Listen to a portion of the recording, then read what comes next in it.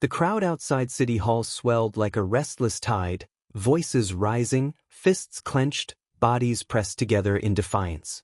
Signs bobbed above heads, their bold letters demanding justice, reform, accountability. The air was thick with tension, the kind that made the skin prickle, the kind that preceded storms. Elish Holmes stood at the edge, his arms steadying Naomi, her body fragile beneath the weight of illness, but her spirit unbroken. Her breath was measured, controlled, yet he felt the heat radiating off her skin, the fever that clung to her even in the cool air. She had insisted on being here, had refused to be caged by her sickness, had told him this mattered more than her pain. He had seen it in her eyes, the same fire that had burned within her since the day they met, the same fire that made her fight battles others deemed impossible. He didn't argue, he never could. The microphone screeched as the lead speaker took the stage, a young activist with fire in her voice and steel in her spine. She spoke of change, of the lives stolen, of the names turned into hashtags instead of victories. The crowd responded with roars, chants, hands raised high in unity. Naomi squeezed Elish's hand, her grip weaker than it used to be, but no less determined. Then a shift. Not in the crowd, but beyond it. The uniformed line that had stood rigid at the base of the steps moved forward.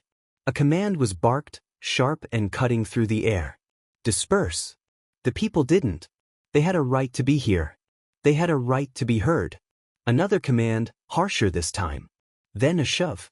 A young man fell, arms flailing as he hit the pavement. A woman screamed.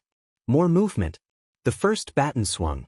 Chaos erupted like a dam breaking. Naomi's fingers slipped from his grasp as bodies surged between them. Elish tried to hold on to her, tried to push forward, but the force of the crowd, the bodies pressing in all directions, stole his footing. Shouts turned into screams. Someone hit the ground hard beside him, clutching their ribs, their sign shattered into splinters beneath them. He saw uniforms moving, boots stomping, hands gripping batons, swinging without hesitation. His heart pounded against his ribs as he fought through the sea of people, the heat of panic rising in his throat. Then, a sickening crack. He turned just in time to see her fall. Naomi, crumpling like a marionette whose strings had been severed. A baton raised above her. A second strike, driving her into the pavement. Her scarf fell away, exposing the thinness of her hair, the fragility that had come with the chemotherapy, the truth of her body that she never let define her. A boot pressed near her hand. Blood on the ground. Elish lunged forward, hands grasping, arms reaching, voice raw as he called her name. Someone caught him, wrenched him back. Stay down. The officer's voice was a growl, a warning, but Elish barely registered it. He saw only Naomi, unmoving, the light in her eyes flickering as pain washed over her. She needs help. His own voice felt foreign, filled with desperation he hadn't allowed himself to feel in years. The officer didn't care. Another command was shouted. More batons raised. Hands dragged Naomi away, her body limp in their grasp. Elish fought against the hold on him, but another blow landed, sharp, cutting the air from his lungs. He dropped to one knee, dizzy, world spinning. Then, sirens. The crowd scattered, the police tightened their formation, the protest turned into a battleground. Naomi disappeared into the mass of uniforms, her face lost among the chaos.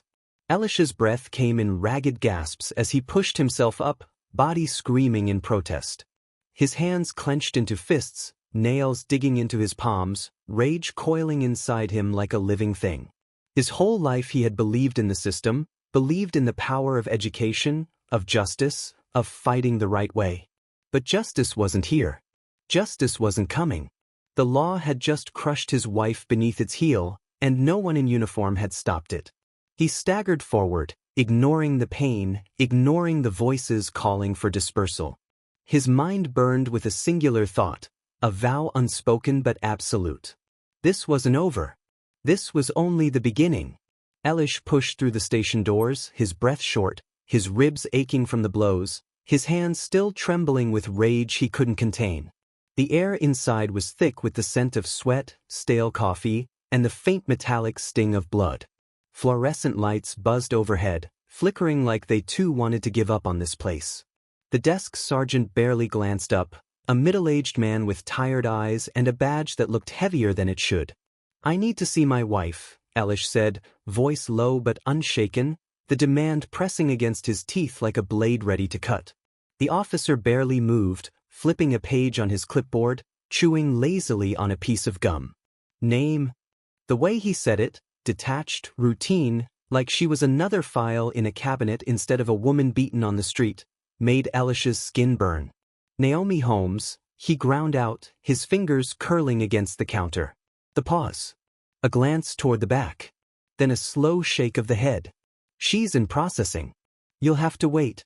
The words were like a steel door slamming in his face. He wanted to reach across the counter, grab the man by his collar, demand answers, demand justice, demand that they treat her like a person instead of a problem, but he forced himself still. Rage wouldn't get her out faster. His body hummed with energy, the need to move, to do something, but all he could do was sit, press his hands against his knees, and wait. Minutes turned into hours, the second hand on the clock dragging like it was wading through mud. The waiting room smelled like old sweat and hopelessness, filled with others who had been told to wait for people the system had swallowed whole. Then, finally, movement. A door creaked open. Naomi stepped out, slow, unsteady, her frame smaller than it had been this morning, her scarf loose around her head, her lips split, a bruise creeping across her cheekbone like a dark bloom spreading under her skin. Elish shot to his feet, catching her before she stumbled, her body too light in his arms, too fragile in a way that twisted something deep inside him. "I'm okay," she whispered, but the way her voice shook made the words a lie. The officer who had walked her out barely spared them a glance. "She's free to go." The words had no weight, no responsibility, no acknowledgement of what had been done. "She needs a doctor," Elish snapped, the anger bubbling too close to the surface. The officer shrugged. "She refused medical attention." Naomi stiffened, her fingers digging into Elish's arm, warning him, grounding him, telling him not to push too hard. "It's just stress," the officer continued, already turning away, already done with them. "People like you cause trouble, you deal with the consequences." The sentence landed like a slap, sharp and full of meaning, the unspoken weight behind it heavier than the air pressing against Elish's chest. Naomi squeezed his hand. "Let's go." The ride home was silent, except for the distant hum of the radio. The news crackled through the speakers, voices sharp, cutting. Protests turned violent today as demonstrators clashed with police outside City Hall. Elish's grip on the wheel tightened. Authorities say officers were forced to take action after agitators initiated confrontation. Naomi turned her face toward the window, her breath fogging the glass. Footage shows police responding to escalating tensions, maintaining order, lies. Bold, unapologetic, shameless lies. He clenched his jaw, swallowing the bile that rose in his throat. At home, Naomi collapsed onto the couch, exhaustion weighing her down like chains. Elish grabbed his phone, fingers shaking as he scrolled through his contacts, stopping at a name he hadn't called in years. Raymond Davis. A man who once stood beside him in the fight, who once believed in the same things. The phone rang. Twice. Then a click. "Elish." His voice was measured, careful. "You saw the news," Elish said, skipping greetings, skipping pleasantries, skipping everything but the urgency pressing against his ribs. A sigh on the other end. "I did." The pause. "I can't get involved." The words were a punch to the gut. "Ray, they beat her. They threw her in a cell. They're covering it up." "I know," Raymond said, and that was the worst part, he knew. "And you're still staying out of it?" Silence stretched between them, thick, suffocating. Then Raymond's voice again, quieter, heavier. "You know how this city works." The line went dead. Elish stared at the screen, his pulse a slow, heavy thud in his ears. Betrayal tasted bitter. He turned back to Naomi. Her eyes were closed, her breathing uneven, too shallow. He moved toward her, but before he could reach her, before he could say her name, her body swayed, her hands grasping at nothing, and then she collapsed. Elish's hands were locked into fists, nails biting into his palms as he sat stiffly in the cold plastic chair, the sterile smell of antiseptic and bleach thick in the air, clinging to his skin, suffocating. The emergency room hummed with distant voices, beeping monitors, hurried footsteps, all blending into a background hum that didn't matter, not when Naomi lay motionless on the hospital bed in front of him, her breath shallow, her skin pale, her strength slipping through her fingers like sand. The doctor, a middle-aged woman with tired eyes and a clipboard tucked under one arm, glanced between them with the detached sympathy of someone who had seen this scene too many times to count. The stress accelerated her condition, she said, voice clipped, professional, no softness, no comfort. She needs full-time monitoring, fluids, immediate care. Naomi stirred, her lips parted, her voice barely a whisper. No. Elish turned to her, his stomach knotting at the sheer effort it took for her to form the word. You need treatment, he pressed, leaning closer, willing her to see reason, to not fight this, not now. She shook her head, her fingers weakly finding his. Not here. Not like this. Her eyes flickered open, dull but resolute, and he knew she wouldn't stay. She wouldn't let them keep her in a bed while the world outside continued to turn, while their fight was left unfinished. The doctor sighed, clearly used to these battles, already defeated before it began. Then at least rest, she muttered, jotting something down before disappearing down the hall, leaving Elish with the weight of helplessness pressing against his ribs like a steel beam. His phone vibrated in his pocket, the sound small but intrusive in the heavy silence. He ignored it at first, his focus on Naomi, the steady rise and fall of her chest, the way her fingers twitched against the blanket like she was trying to hold onto something that was slipping. Then another vibration. And another. Reluctantly, he pulled it out, expecting another wave of empty well-wishes or hollow platitudes. But the name on the screen froze his breath mid-inhale. Lisa Morgan. He barely knew her, just another face behind the badge, another uniform standing in the way of justice, another cog in a machine too rusted to ever turn clean again. So why was she texting him? And why now? He hesitated, then tapped the message. We need to talk. Another vibration. A file attachment. Watch this. A video. His pulse pounded as he pressed play, the shaky footage flickering onto the screen, a body cam angle catching fragments of chaos. Shouting, bodies moving, a baton swinging, a woman crumpling. His throat tightened. Then the voice. Bay harder. She ain't got long anyway. The world stopped. The walls, the machines, the sound of Naomi's breathing, it all collapsed into a single, suffocating void. He rewound. Played it again. And again. And again. The voice was clear. Mocking. Unbothered. A joke shared among men who knew they would never be held accountable. A joke about his wife, about her life, about her worth. His hands trembled as he gripped the phone, his breath a slow, seething inhale. The same rage from that night, the same fire, only now it had a face, a name, a voice. A monster without a mask. His head snapped up as the television in the waiting room crackled to life. A press conference. Captain Landers stood at the podium, his face a picture of forced solemnity, his voice dripping with carefully rehearsed sympathy. Our officers responded appropriately to an escalating situation. We regret any injuries, but law enforcement had no choice but to maintain order. We stand by our department's commitment to safety and fairness. Elish's blood roared in his ears, drowning out the droning voice, the empty words, the system tightening its noose around the truth. Naomi shifted weakly, her fingers curling around his wrist. Don't, she murmured, her voice barely audible. But she already knew. He wasn't letting this go. He wasn't letting them erase her, bury this beneath paperwork and bureaucracy, twist the narrative into something palatable for the evening news. They wanted silence. They would get fire. His fingers tightened around his phone, around the proof, around the weapon they had given him. If justice wouldn't come willingly, he would drag it kicking and screaming into the light. This wasn't a fight anymore. This was war. Elish walked into the university lounge, his steps measured, his shoulders squared, his mind still burning from the video, from the press conference, from the sheer weight of it all pressing against his ribs. The voices of his colleagues quieted the moment he entered, replaced by uneasy glances, shifting feet, forced smiles that didn't reach their eyes.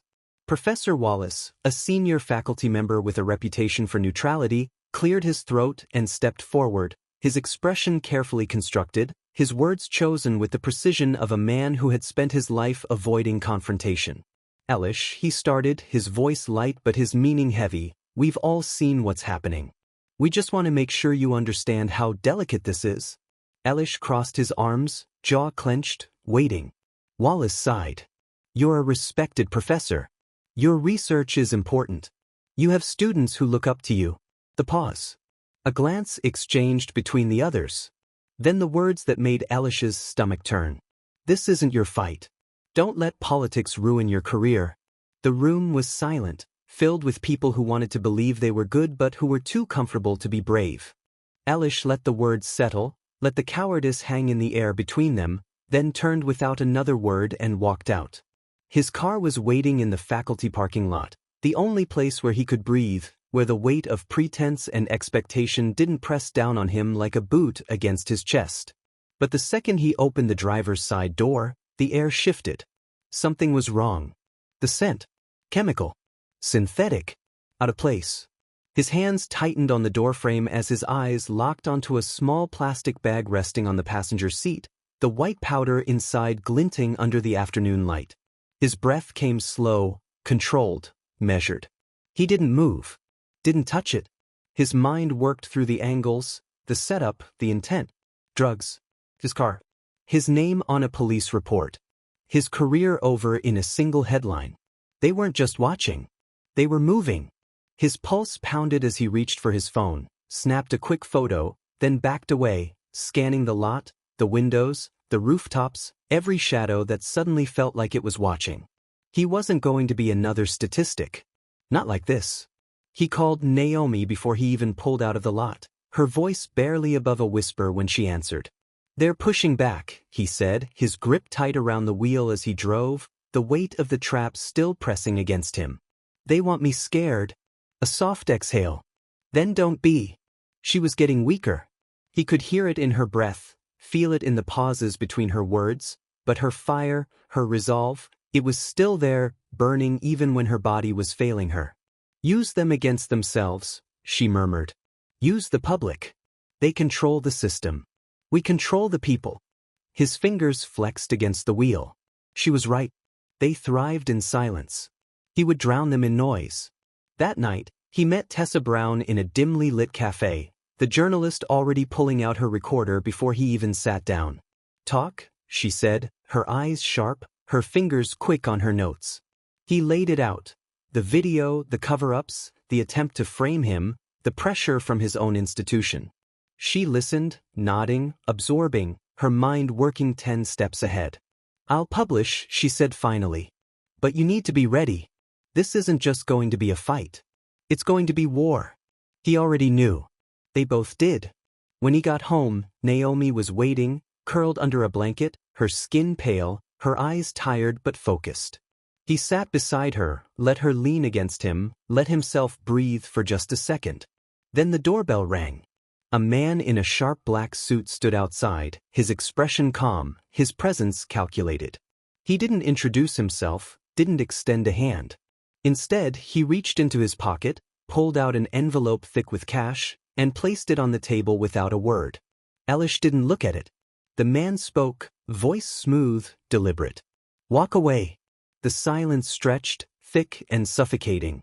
Then Elish exhaled, slow and steady, and pushed the envelope back across the table. Naomi's body went limp before Elish even realized what was happening. One moment she was talking, her voice weak but steady, and the next, her eyes rolled back, her breath caught in her throat, and she collapsed. He caught her before she hit the floor, but her weight was heavier than he remembered, as if the life inside her was slipping away faster than he could hold on. Naomi. His voice cracked as he cradled her, his heart slamming against his ribs. He didn't think. He didn't hesitate. He scooped her up, her body fragile against his chest, and ran. The drive to the hospital blurred into nothing but red lights and desperation, the sound of his own ragged breathing drowning out the rest of the world. Their doors slid open, white coats swarming, hands reaching to take her from him. He didn't let go until he had to. The waiting was the worst part. Minutes stretched into hours, sterile walls closing in, the weight of exhaustion pressing down on him like a vice. When the doctor finally walked out, her face gave him the answer before she even spoke. "Mr. Carter," she began carefully, as if choosing the wrong words could shatter him. "Your wife's condition has progressed to the final stage." The final stage. It hit like a bullet to the chest, knocking the breath from his lungs. He had known, of course he had known, but hearing it spoken out loud made it real in a way he wasn't ready for. "How much time?" His voice was barely more than a whisper. The doctor hesitated. "Days. Maybe weeks, if she rests." Time was running out. His world was collapsing, and they knew it. That same afternoon, the headline hit the news. Investigative journalist Tessa Brown arrested on drug possession charges. A mugshot. A carefully constructed smear campaign. The last legal thread they had was being severed, cut from the root before it could grow into something dangerous. He knew what this was. A message. A warning. Back down. Let it go. Be silent. He sat beside Naomi's hospital bed, her fingers weakly brushing against his, her breath shallow. "You see what they're doing," she murmured, her voice a ghost of what it once was. "They're closing every door." He nodded, swallowing against the lump in his throat. "Then find the ones they forgot to lock." Her lips barely curved into a smile before sleep pulled her under again. He had one last option. One last name to call. Raymond Davis. A man he had once called a friend. A man who understood power better than anyone. The office was pristine, the air thick with polished wood and quiet affluence. Raymond leaned back in his chair, fingers laced together, eyes calculating as he listened. When Elish finished, there was a long, unbearable silence. Then Raymond exhaled, shaking his head. "You can't win this?" The words sent ice down Elish's spine. "What?" Raymond leaned forward, voice low, deliberate. "You think you're the first person to try? To fight? To expose them?" A bitter laugh. "This isn't about truth, Elish. It's about fear. The police hold power because people are too afraid to take it back." Elish clenched his fists. "So you're telling me to stop?" "I'm telling you it's already over," Raymond said, his voice calm, final. That's when Elish saw it. The way Raymond wouldn't meet his eyes. The way his hands stayed too still. The way his words felt rehearsed, too smooth, too controlled. He wasn't just a friend warning him. He was a man protecting the system. Raymond wasn't an ally. He was the enemy. And in that moment, Elish realized, he was truly alone. Elish was done waiting for miracles. The system had already shown him what it did to people like him. People who asked questions, people who refused to look away, people who still believed in something close to justice. He wasn't naive anymore. The doors had closed, the safety nets had burned, and every path forward was a dead end. Then Andre Bailey showed up at his door. He didn't knock. He didn't call. He just stood there, a shadow against the dim streetlight, hands in his pockets, eyes scanning the street like he expected to be followed. Fallen from grace. A man who had seen too much and walked away before it swallowed him whole. Elish didn't trust him, not at first.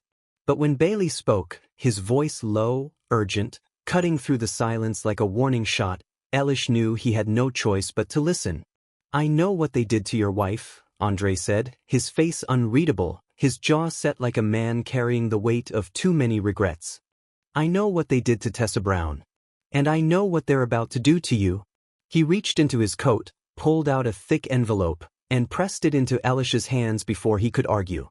"Everything you need to bury them is in here." Elish hesitated, his fingers curling around the papers, his pulse hammering against his ribs. He had spent weeks chasing proof, searching for cracks, knowing the system was rotten but unable to get close enough to rip it open. And now, standing on his doorstep, the proof had come to him. He stepped back, gesturing Andre inside. The papers spilled onto the table, document after document, police reports that had never seen the light of day, bank transactions linking Captain Landers to payoffs, silenced investigations, missing evidence. The pieces fit together too perfectly, too damning to be coincidence. "He's been covering for the city's biggest players for years," Andre continued, his voice edged with something close to fury. Gangs, politicians, real estate developers. You name it, Landers made sure they walked. And every time someone got too close, he gestured toward the documents, toward the names crossed out in bold ink. They disappeared. Elish's hands tightened into fists. He had expected corruption. He had expected cover-ups. But this was systematic. Deliberate. Landers wasn't just a corrupt cop. He was the foundation holding up a city built on crime. And Raymond was helping him keep it that way. The realization burned through him like gasoline on an open flame. Somewhere across the city, Raymond was already moving the pieces, arranging closed-door meetings, shaking hands with people who made the rules and rewrote them as they pleased. Men in power didn't panic. They adapted. And Landers was adapting. He wasn't running. He was securing his position. By the time the news broke, by the time the city caught up, it would already be too late. You can't take this to the police, Andre warned, leaning back against the wall, arms crossed. They'll bury it before it even reaches a courtroom. You need the public. You need eyes on this before they can make it disappear. The words echoed in Elish's head long after Andre left, long after the papers had been read, absorbed, understood. He sat beside Naomi's hospital bed that night, her fingers weakly intertwined with his, her breathing shallow but steady. He wanted to tell her everything, wanted to tell her that for the first time, he had the power to fight back. But before he could speak, she looked at him, really looked at him, and she knew. "Don't let this eat you alive," she whispered. "Don't turn into them." He swallowed hard, his throat tight. She wasn't just asking him not to lose. She was asking him not to lose himself. Elish knew the risk, but he also knew the truth. And truth was the most dangerous weapon in a broken system. He moved fast, because hesitation was a luxury he couldn't afford. The documents were too valuable to sit on, too explosive to keep in his hands for long. Tessa Brown had barely gotten out of jail, and now he was asking her to risk everything again. But there was no one else. He slid the envelope across the table in the dimly lit diner, watching her expression shift from curiosity to shock to something colder, sharper. She flipped through the pages, her lips tightening, her fingers pausing on a specific name, Landers. "This is enough to set the city on fire," she whispered. "But you know what happens next?" He nodded. He knew. They would come for him. Harder this time. But if these documents saw the light of day, it wouldn't matter. The system would be exposed for what it was. Tessa hesitated only a second before nodding, grabbing the files, and leaving without another word. The countdown had started. Hours passed. He waited. He checked the news, checked the feeds, checked everything. Nothing. Then, the first headline appeared, not about the scandal, not about Landers, but about Elish himself. Former professor under investigation for fraud. His stomach twisted as the next hit came. Illegally obtained documents contain false claims, says police department. Then the final blow. Captain Landers, we will not be intimidated by smear campaigns. They had buried it. They had buried him. He barely had time to process before his phone rang. A number he didn't recognize. He answered, heart hammering. "Mr. Carter," a smooth voice greeted him. "You should have walked away." The line went dead. The message was clear. He was next. The knock on his door wasn't a surprise, but the force of it rattled through his bones. They weren't waiting anymore. He opened it to uniformed officers, their faces unreadable. "Elish Carter," one of them said, voice flat, "official. You're under arrest." His fists clenched. He wanted to fight, wanted to push back, wanted to scream that they were the criminals. But Naomi's voice echoed in his head. "Don't turn into them." He let them take him. The ride to the station was silent, the weight of the city pressing down on him. He wasn't naive enough to believe he'd get a fair trial. The system had already decided.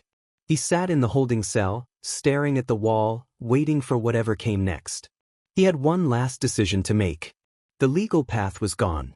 The press had failed him. The city had turned its back. What was left?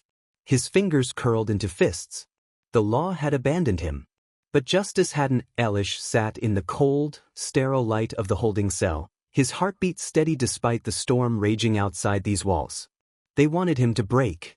They wanted him to sit in this cage and watch the world forget him. But he had one last move to play. He wasn't done yet. He leaned back, exhaled, and reached for the one contact he had been saving for the moment everything else failed. Lisa Morgan. She answered on the second ring, her voice low, cautious. They got you? Not a question. A statement. He didn't waste time. I need you to get something out for me. A full data dump. Names, accounts, every piece of evidence Bailey gave me. It goes live tonight. Every network. Every channel. I want the world to see it. A long silence stretched between them. He knew she was afraid. She was in the system, but not of it. She had already risked enough. If I do this, I can't take it back, she murmured. You won't have to. The call ended. It had begun. That night, across the city, phones lit up with the same breaking news. Live broadcast, police corruption exposed. The screen flickered with raw, unfiltered evidence, paper trails, video recordings, conversations captured in shadowed hallways. A voice rang out over the footage.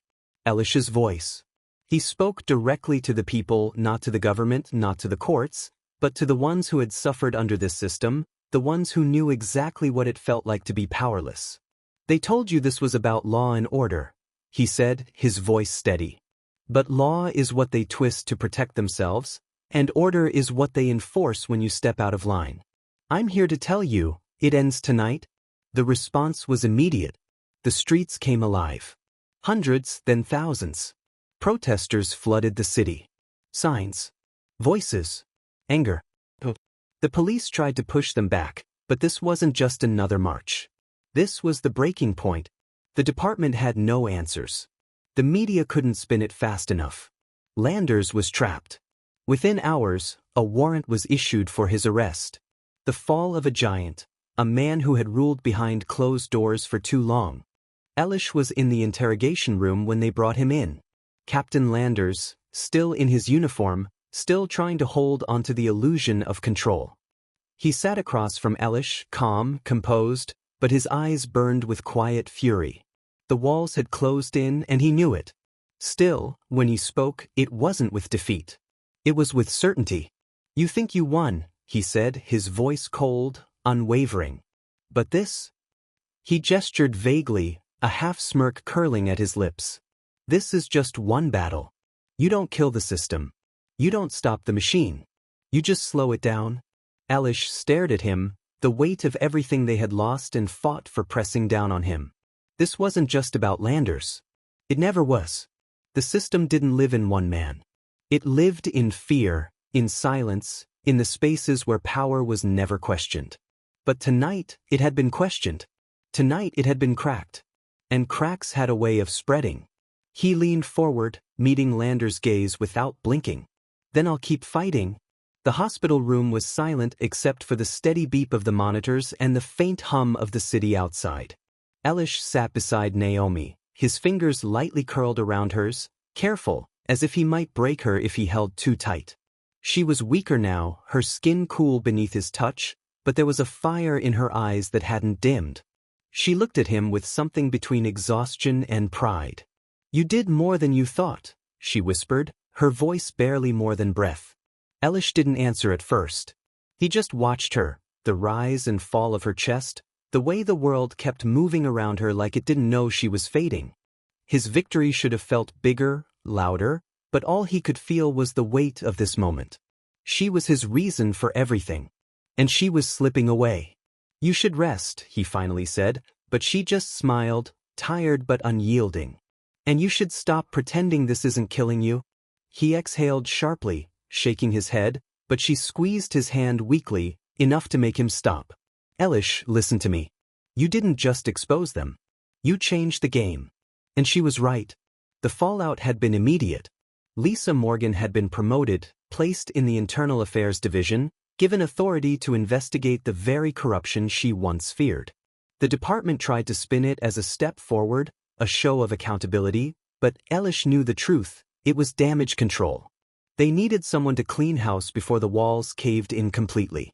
Lisa had become the face of their so-called reform, and he didn't know if she'd survive the job, but at least someone was inside now, someone who had seen the rot from both sides. As for Raymond Davis, his empire had collapsed the second Landers fell. His influence was built on favors, backroom deals, quiet whispers in the right ears. But now the ears had turned deaf. His clients had cut ties. His allies had vanished. His power had turned to dust. The last thing Elish heard, Raymond had packed his bags and left town in the middle of the night. No press, no farewell, just a name that once carried weight now sinking into irrelevance. Elish should have felt triumphant. But all he felt was the quiet hum of exhaustion settling deep in his bones. Naomi studied him like she could see every piece of him breaking apart. "What now?" she asked. And that was the question, wasn't it? The war wasn't over. The machine still turned. He had won a battle, but there would always be another. He looked down at their hands, her fingers curled around his, smaller, fragile, but still holding on. "I don't know," he admitted. Naomi smiled again, softer this time, closing her eyes briefly. "Then figure it out. But not for them." Her voice dropped lower, almost a whisper. "For you." Elish swallowed hard, the words sticking in his throat. He wanted to promise her something, anything, but he didn't know what the world would look like tomorrow. He only knew that tonight she was still here. And that was all that mattered. Elish stood in front of the lecture hall, his hands resting on the desk, his gaze sweeping over the students who sat in silence, waiting. The weight of the past months still pressed against his ribs, but it no longer crushed him. The bruises on his soul had settled into something permanent, something that no longer ached but simply existed, a reminder of what had been lost and what had been won. Naomi was gone. The world had moved forward without her, as it always did, indifferent and relentless, but her voice still echoed in his head. "You did more than you thought." He took a slow breath and leaned forward slightly, his voice calm, measured. "People like to talk about power. They like to tell you it belongs to those with weapons, to those with control. But that's a lie." He let the words settle before continuing. "Real power isn't in force. It isn't in fear. It's in truth." The room was still. Some students scribbled notes, others simply watched him, their faces young, eager, waiting for something, an answer, a spark, a reason to believe that the world wasn't as broken as it seemed. "I've spent my life fighting battles I thought I couldn't win," he admitted, letting the honesty hang in the air. "I believed that justice was something we had to take by force because the system wasn't built for people like us." He shook his head slightly. "But that's another lie. The system survives because we let it. Because we believe we don't have a choice." He straightened, his hands curling into loose fists. "But we do. We always have." There was a shift in the room, the quiet murmur of realization settling over the students. They were listening. Really listening. "This fight doesn't end," he continued. "Not today, not tomorrow. There will always be another Landers, another Davis, another system that thrives on silence. But silence is a choice. And we don't have to make it." For the first time in a long time, Elish felt something like peace settle inside him. The war wasn't over. It never would be. But now he knew how to fight. And that was enough.